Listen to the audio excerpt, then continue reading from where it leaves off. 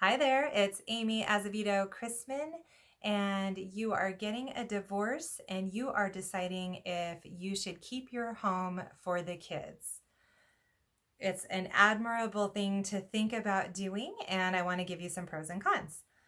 You got to make sure you can afford it first and foremost. One of the scariest things that I've seen is when, let's say, the wife stays in the home. She stays with the kids, everyone has good intentions, but she can't afford the home and she goes past due on the payments. Well, because she couldn't afford to refinance the home just into her name, the ex-husband's credit is also damaged, and there's not anything that he can really do about that. So I want to point out there's a difference between being on title for a home, which is like your deed of ownership, and being on the mortgage for the home. So even if the wife got the home in the divorce, if the husband is still on the mortgage, he is still on the hook financially and credit wise. And that's one of the scariest and most common things I've seen during a divorce situation.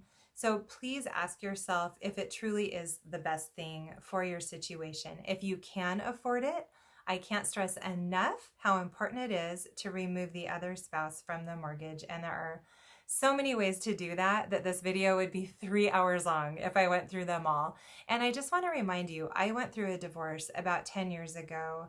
It was really tough, and we did sell our family home, and I thought our kids would be devastated, and they were the opposite. They were thrilled. They loved moving to a smaller neighborhood. Well, the neighborhood was the same size, but a smaller home.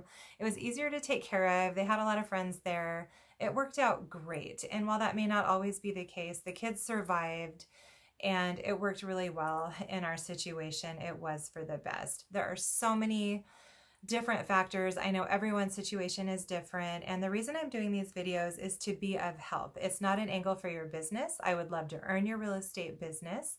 If you have a friend or a family member, there are reasons why you may or may not want to work with them. I do encourage you to work with someone outside of someone that can be impartial. Let's just say that.